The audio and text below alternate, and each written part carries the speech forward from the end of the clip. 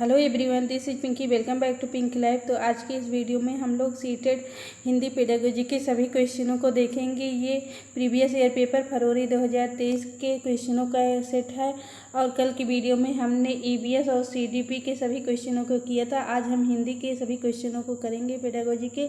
तो चलिए स्टार्ट करते हैं। पहला क्वेश्चन है, निम्नलिखित में से किसके अधिकाधिक अवसर मिलने से विद्यार्थियों के भाषा और साक्षरता विकास को बल मिलेगा। तो पहला ऑप्शन है बच्चे पर बोझ डाले बगैर सीमित संसाधनों से। सेकेंड ऑप्शन है सहज लेखन और वाचन के बहुविध तरीकों से। थर्ड ऑप्शन है जिन विद्यार्थियों का विकास सबसे पहले अच्छा उनके लिए गतिविधियों का अनुकूलन करके। फोर्थ ऑप्शन है कक्षा में पठन कोना सृजित कर वहाँ पुस्तकें रखकर।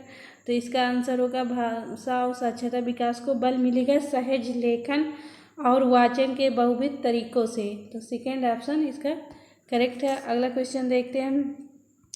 अंजना व्याकरण की कक्षा के बारे में भ्रमित है कि कैसे पढ़ाया जाए। आप उसे व्याकरण शिक्षा का कौन सा सर्वोत्तम तरीका सुझाना चाहेंगे। तो पहला ऑप्शन है व्याकरण के नियम कैसे बनते हैं इसकी व्याख्या करना। सेकेंड है स्वाभाविक विमर्श के दौरान व्याकरण के नियमों को प्रस्तुत करना। थर्ड है यदि व्याकरण में कोई अपवाद है तो सबसे पहले उसकी व्याख्या करना। फोर्थ ऑप्शन है व्याकरण की भूमिका व महत्व का वर्णन करना। तो देखिए यहाँ आप उसे व्याकरण की शिक्षण का कौन सा सर्वोत्तम तरीका है, स्वाभाविक विमर्श के दौरान व्याकरण के नियमों को प्रस्तुत करना। सेकेंड ऑप्शन होगा। अगला क्वेश्चन देखते हैं। भाषा अधिगम के लिए सामग्री निर्माण का एक सिद्धांत कौन सा है। तो पहला ऑप्शन है प्रत्येक आयु वर्ग के लिए जटिल सामग्री का चयन किया जाना चाहिए। सेकेंड है सामग्री को धीरे धीरे स्तरवार बनाना चाहिए। थर्ड ऑप्शन है पाठ्य पुस्तकें अपने आप में पर्याप्त हैं इसलिए शिक्षार्थी को और कुछ देने की ज़रूरत नहीं है। फोर्थ ऑप्शन है सामग्री बहुत ही सूचनाप्रद होनी चाहिए। तो देखिए इसमें सामग्री निर्माण का सिद्धांत सामग्री को धीरे धीरे स्तरवार बनाना चाहिए। सेकेंड ऑप्शन करेक्ट होगा। नेक्स्ट क्वेश्चन देखते हैं।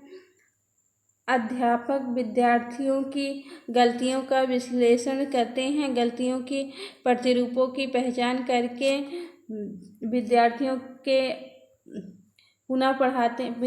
को पुनः पढ़ाते हैं और उनका स्पष्टीकरण देते हैं। यह किसके अंतर्गत आएगा। तो पहला ऑप्शन है सूक्ष्म शिक्षण। सेकेंड है उपचारात्मक शिक्षण। थर्ड है नियमित शिक्षण। फोर्थ है चुनौतीपूर्ण शिक्षण। तो देखिए यहाँ गलतियों के प्रतिरूपों की पहचान करके विद्यार्थियों को पुनः पढ़ाते हैं और उसका स्पष्टीकरण भी देते हैं। तो ये उपचारात्मक शिक्षण के अंतर्गत आएगा। तो सेकेंड ऑप्शन करेक्ट है। अगला क्वेश्चन देखते हैं। शिक्षार्थियों के लिए मुक्त लेखन का मुख्य लाभ क्या है। तो मुक्त लेखन का मुख्य लाभ पहला ऑप्शन है मुख्य बल सटीकता पर होना चाहिए और प्रवाह मुक्त होना चाहिए। सेकेंड ऑप्शन है शिक्षार्थी अपनी प्रथम भाषा और द्वितीय भाषा के शब्दों को लेने के लिए स्वच्छंद हो। थर्ड ऑप्शन है शिक्षार्थी रचनात्मकता के लिए स्वतंत्र हो। और फोर्थ ऑप्शन है लिखने की स्वच्छंदता हो। तो इसका थर्ड ऑप्शन शिक्षार्थी रचनात्मकता के लिए स्वच्छंद हो। थर्ड ऑप्शन करेक्ट होगा। अगला क्वेश्चन देखते हैं हम। व्याकरण के कार्य कैसे होने चाहिए।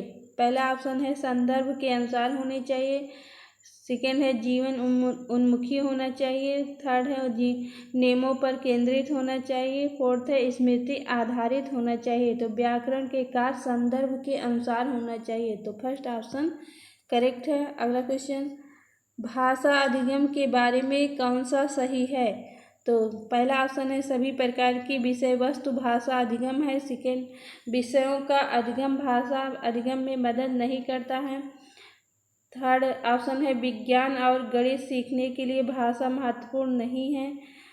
फोर्थ ऑप्शन है भाषा अधिगम विषय सामग्री और वृत्तांतों के आधार पर ही होना चाहिए। तो भाषा अधिगम के बारे में कौन सा सही नहीं है, सभी प्रकार की विषय वस्तु भाषा अधिगम है। तो फर्स्ट ऑप्शन भाषा अधिगम के बारे में कौन सा सही है, सभी प्रकार की विषय वस्तु भाषा अधिगम है। तो फर्स्ट ऑप्शन इसका करेक्ट है। अगला क्वेश्चन देखते हैं। बच्चों में भाषिक निपुणता सर्वाधिक उपयुक्त किस प्रकार से विकसित की जा सकती है? तो पहला ऑप्शन है व्याकरणिक नियमों के ड्रिल और अभ्यास द्वारा। सेकेंड है नियमित रूप से श्रुतलेख द्वारा। थर्ड है कार्य आधारित गतिविधियों में भाग लेकर। फोर्थ ऑप्शन है शब्द भंडार का संवर्धन करके।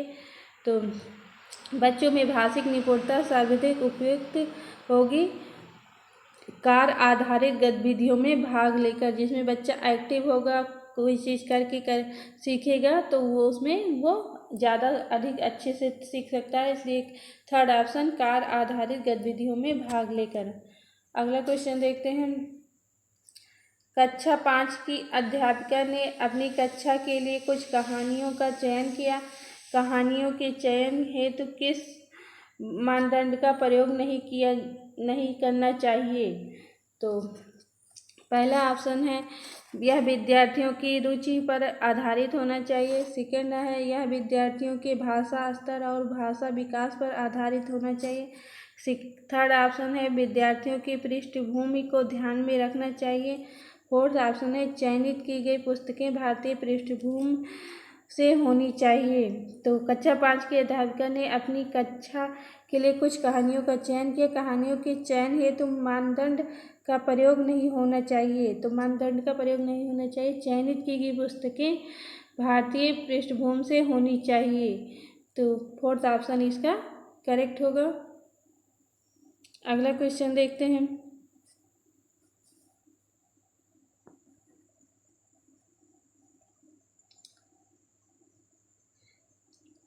एक शिक्षार्थी अपनी पठन क्षमता का अपने संज्ञानात्मक स्तर से एक चरण ऊंचे की अपठित पाठ्य सामग्री के जटिल विश्लेषण करके प्रदर्शित करती है। यह किससे मेल खाता है? तो पहला ऑप्शन है बोधगम्य निवेश से। सेकेंड ऑप्शन है बोधगम्य उत्पाद से। थर्ड ऑप्शन है मॉनिटर परिकल्पना से। फोर्थ ऑप्शन है स्वाभाविक क्रम से। तो देखिए शिक्षार्थी अपनी पठन क्षमता का अपने संज्ञानात्मक स्तर के एक चरण ऊंचे की अपठित पाठ्य सामग्री के जटिल विश्लेषण करके प्रदर्शित करता है बोधगम्य निवेश। तो फर्स्ट ऑप्शन करेक्ट होगा। अगला क्वेश्चन देखते हैं। जब हम अपने विद्यार्थियों को अधिक भाषा के साथ साथ दूसरे विषयों के माध्यम से भाषा सीखने के अवसर देते हैं तो यह अवसर क्या कहलाएंगे? तो पहला ऑप्शन है भाषा एकीकरण। सेकेंड है भाषा अर्जन। थर्ड है भाषा बोधगम्यता। फोर्थ ऑप्शन है भाषा समूचे पाठ्यक्रम में। तो देखिए दूसरे मतलब कि दूसरे विषयों के माध्यम से भाषा सीखने के अवसर देते हैं तो इसका फोर्थ ऑप्शन भाषा समूचे पाठ्यक्रम में करेक्ट है। अगला क्वेश्चन देखते हैं। भाषा के आकलन में निदात्मक परीक्षणों का प्रयोग किसके लिए किया जाता है? तो पहला ऑप्शन है उपचारात्मक शिक्षण की योजना बनाने के उद्देश्य से विद्यार्थियों की कमियों का पता लगाना। सेकेंड है विशिष्ट कार्यक्रमों के लिए शिक्षार्थी की उपयुक्तता का आकलन करना। थर्ड ऑप्शन है कैंपस प्लेसमेंट देने के लिए निपुणता की परीक्षा लेना। फोर्थ ऑप्शन है भाषा प्रयोग के लिए विद्यार्थियों की क्षमता की जांच करना।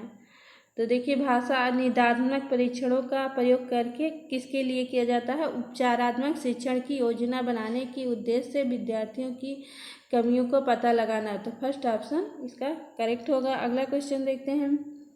वह लेखन जिसमें इस बात पर ध्यान दिया जाता है कि लेखन इस रूप में प्रस्तुत किया जाए कि दूसरे आसानी से पढ़ और समझ सकें। इसमें हस्तलेखन, वर्तनी, विराम चिन्ह और सामान्य लेआउट शामिल है। यह क्या कहलाएगा? तो पहला ऑप्शन है संयोजन। सेकेंड है प्रतिलेखन। थर्ड है मुक्त हस्तलेखन। फोर्थ है लेखन के बारे में लिखना। तो देखिए इसमें प्रतिलेखन, सेकेंड ऑप्शन प्रतिलेखन, लेखन के इस रूप में प्रस्तुत किया जाए कि दूसरे आसानी से पढ़ सके और समझ सके। तो इसका ऑप्शन नंबर सेकेंड प्रतिलेखन करेक्ट होगा। अगला क्वेश्चन देखते हैं। साझा पठन के लिए अध्यापक के रूप में आप क्या करेंगे? तो साझा पठन के लिए क्या करना होगा? पहला ऑप्शन है आपने जिस पाठ सामग्री को स्वर पढ़ा, कुछ विद्यार्थियों को उसका अनुसरण करने के लिए कहना।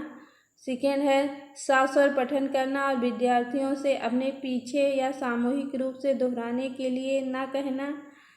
थर्ड ऑप्शन है पाठ सामग्री पढ़ते समय शिक्षा विद्यार्थियों का अनुसरण करना। फोर्थ ऑप्शन है पठन प्रक्रिया का आदर्श रूप प्रस्तुत करना, जैसे हाव भाव के साथ कैसे पढ़ा जाए और अपरिचित शब्दों के साथ क्या किया जाए। तो साझा पठन के लिए फोर्थ ऑप्शन पठन प्रक्रिया का आदर्श रूप प्रस्तुत करना, जैसे हाव भाव के साथ कैसे पढ़ा जाए और अपरिचित शब्दों के साथ क्या किया जाए। फोर्थ ऑप्शन करेक्ट होगा। अगला क्वेश्चन, एक अध्यापिका संज्ञा समझाने के लिए पहले उदाहरण देती है, फिर उसकी परिभाषा बताती है, यह विधि क्या कहलाती है? तो पहले इसमें उदाहरण दे रही है और बाद में उसकी परिभाषा बता रही है, तो यह विधि आज्ञानात्मक विधि कहलाती है। फर्स्ट ऑप्शन इसका करेक्ट होगा। आज्ञानात्मक विधि जब पहले उदाहरण दिया जाता है बाद में नियम को बताया जाता है तब का होता है, और निगमनात्मक विधि जब पहले नियम को बताया जाता है फिर उसके बाद उदाहरण दिया जाता है, तो वहाँ पे निगमनात्मक विधि होगी।